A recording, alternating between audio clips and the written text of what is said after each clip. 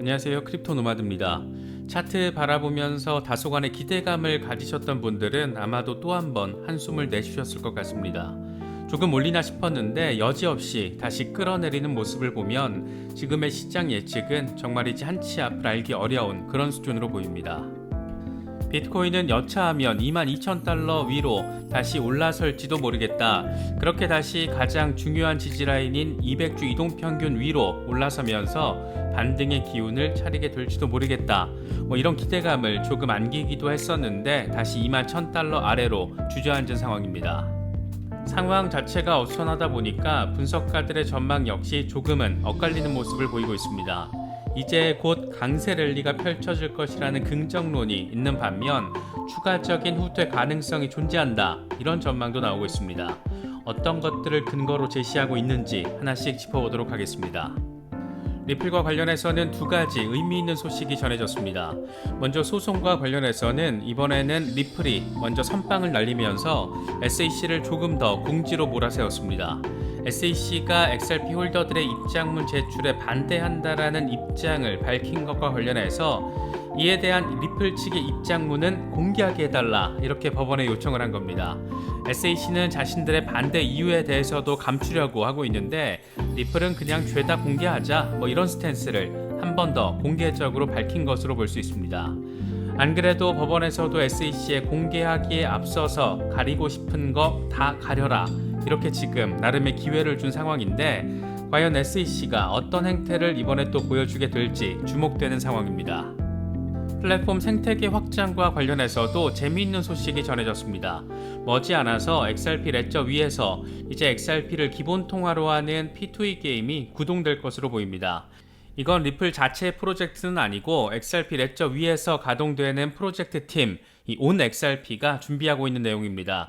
이게 XRP 레저 위에서 P2E가 가동된다라는 점에서 우선 의미 부여가 가능하고, 이게 리플 측의 푸시가 아니라 프로젝트 팀의 자발적인 확장을 통해서 리플 생태계가 확장하고 있다라는 점에서도 의미 부여가 가능한 부분입니다.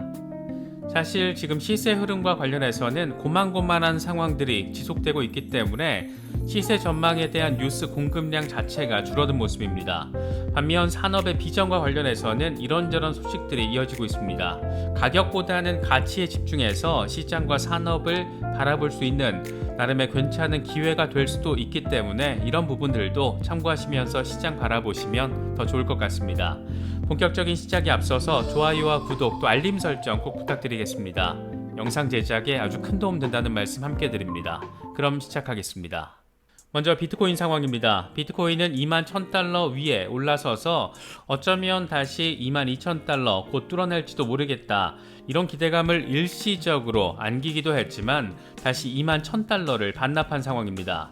일간 차트로 바라보면 고만고만한 상황이 이어지고 있는 것이지만 분봉 차트로 바라보면 꽤 짜증나는 흐름으로도 바라볼 수 있는 그런 상황입니다. 이럴 때는 단기 대응하는 게 아니라면 가급적 분봉 차트는 피하는 게 나름의 상책이 아닐까 생각되기도 합니다. 공포 탐욕 지수는 하루 전보다 2포인트 오른 11을 기록하면서 여전히 극단적인 공포 단계가 이어지고 있습니다. 비트코인 도미넌스는 큰 변화 없이 44%대 초반에서 오르내리고 있는 상황입니다. 모호한 시장 분위기만큼 모호한 시장 지배력을 보여주고 있습니다. 분석가들의 전망은 다소 엇갈리는 모습을 보이고 있습니다. 먼저 그동안 지속적으로 200주 이동평균선의 중요성을 강조해왔던 렉트캐피탈의 경우에는 비트코인은 22,500달러 위로 돌파를 해야 할 필요가 있는데 이렇게 되면 다시금 200주 이동평균선 위로 올라서게 된다, 이렇게 강조를 했습니다. 함께 공유한 차트를 보면 지난 2020년 3월 코비드 충격 당시에 200주 이동평균이 일시 붕괴됐다가 2주 동안의 반등세를 통해서 다시 지지를 받았던 상황이 표시가 돼 있는데 지금이 딱 2주째 반등을 하면서 올라설까 말까 그런 모습을 보여주고 있습니다. 이번 주 남은 기간 동안 이 위로 올라설 수 있을지 여부가 중요한 관전 포인트라고 할 수가 있습니다. 반면 크립토카포의 경우에는 추가 후퇴 가능성을 언급했습니다. 그는 지금의 3만 달러 지지는 2018년의 6,000달러 지지 상황, 그 의미와 매우 비슷하다. 일단 이게 깨지면 투매가 시작됐는데 2018년의 경우에는 그게 끝이 아니었다, 이렇게 밝혔습니다. 그는 2018년 당시에 중요 지지라인이 깨지고 나서 투매가 발생한 뒤에도 추가적인 후퇴를 기록한 상황을 차트로 보여줬습니다. 그러면서 지금 상황의 경우에도 아직 바닥을 찍지 않았고, 그래서 추가적인 후퇴를 한 뒤에 바닥을 찍고 반등할 수 있을 거라는 점이 표시가 되어 있습니다. 차트상으로는 7월 초쯤 16,000달러 부근까지 후퇴할 수 있다는 건데, 이게 참 숫자를 보면 생각만 해도 무시무시하긴 합니다. 미국 뉴욕 증권거래소의 사장을 역임한 톰 팔리 역시 비슷한 전망을 제시했습니다. 그는 CNBC에 출연해서 암호화폐 시장 전반의 최근 약세장은 정말 좋은 매수 기회다. 적어도 단기적인 바닥은 나왔다라고 생각한다라고 말했습니다. 그러면서 시장이 이미 약세장을 견뎌냈다라고 믿지만 비트코인은 결국 17,000달러 선을 리테스트할 것이다. 이렇게 강조했습니다. 200주 이동평균이 깨진 뒤부터 분석가들마다 차이는 있지만 16,000달러 전후 부근까지 후퇴할 가능성을 제시하는 분석가들 여럿 있었다라는 점 참고하시면 좋을 것 같습니다. 이 정도 상황을 물론 실제로 바라보고 싶진 않지만 실제로 만약 이 정도 후퇴 상황이 벌어진다라면 이때는 정말 떨어지는 칼날을 잡는 것에 대해서 진지하게 고민을 해야 하지 않을까, 개인적으로는 그런 생각을 가지고 있습니다. 요즘 대표적인 강세론자 가운데 하나로 부상한 T애널리스트의 경우에는 비트코인이 메가 펌프를 할 준비를 마쳤다, 이렇게 트윗을 날리면서 나름의 분석을 제시했습니다. 함께 공유한 차트를 보면 비트코인은 역사적으로 40에서 50%대의 폭락을 하고 난 뒤에는 어김없이 메가펌프 수준의 랠리를 한 것을 확인할 수가 있습니다. 이건 2015년도에도 2019년도에도 2020년도에도 마찬가지였습니다. 이번에도 51% 수준의 폭락이 발생한 만큼 이제 44,000달러 위로 메가펌프가 발생할 것이다, 이런 점을 지금 설명하고 있는 겁니다. 그런데 이 양반 분석을 볼 때 조금 유의해서 바라봐야 하는 게 시점입니다.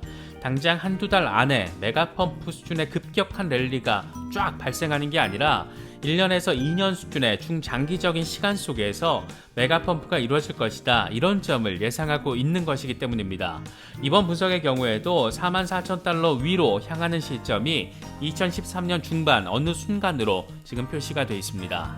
미국 대통령도 재무부 장관도 미국 경기 침체 없다, 잘 이겨낼 수 있다, 이런 말들 하루하루 돌아가면서 내뱉고 있지만 정작 시장에서는 시간이 갈수록 지금 상황에 대한 우려를 키워가고 있습니다.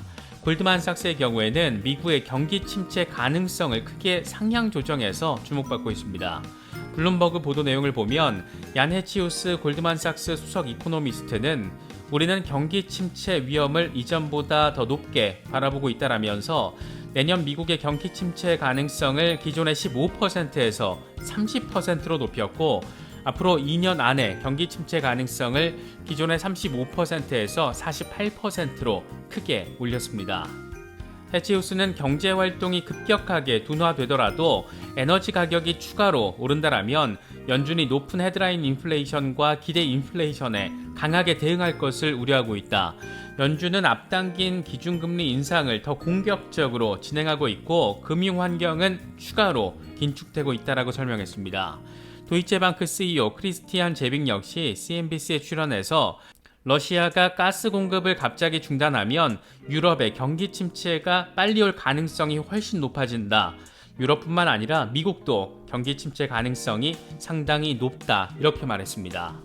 이런 부정적인 전망들 속에서 우리가 유추할 수 있는 것은 역시나 지금의 투자 시장에 활기를 불어넣는 1차적인 계기는 러시아만 만들 수가 있구나, 이런 점이 아닐까 싶습니다.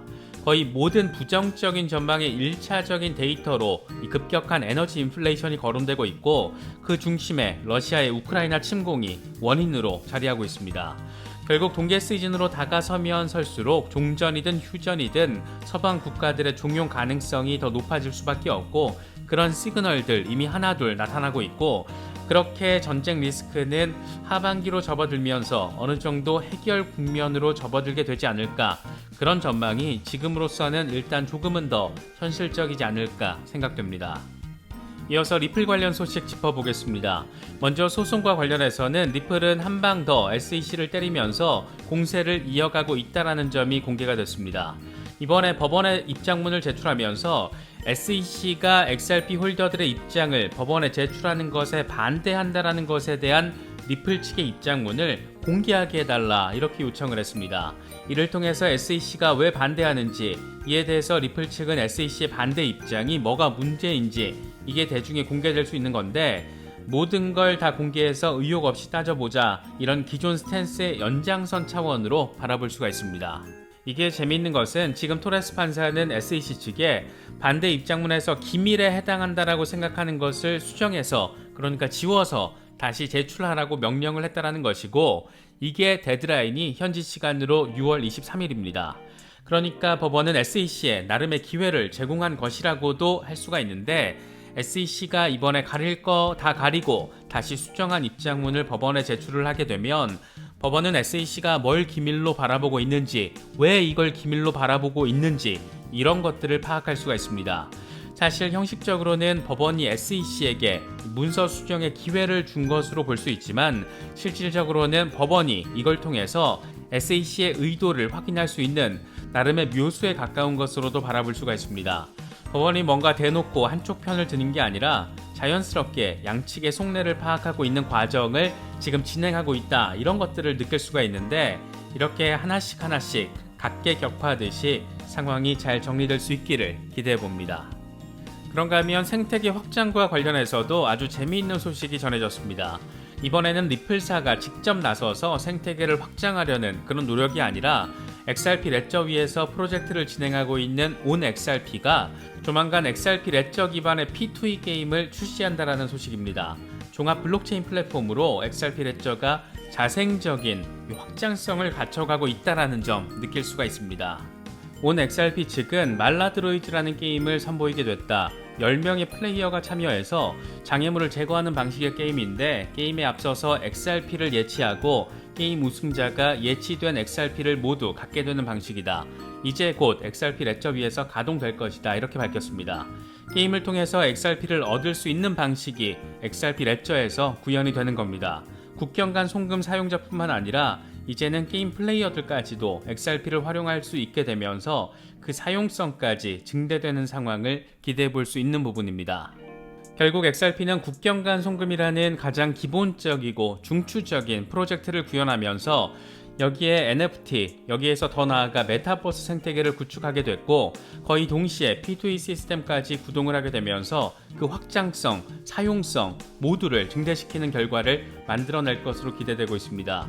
종합 멀티 블록체인 플랫폼으로의 진화가 이제 하나둘 시작되고 있는 건데, 결과적으로는 지금의 이더리움과 비슷한 형태의 블록체인 플랫폼이 되는 모습을 그려볼 수가 있습니다. 이것도 나름 네트워크 효과의 관점에서도 바라볼 수 있는 부분입니다.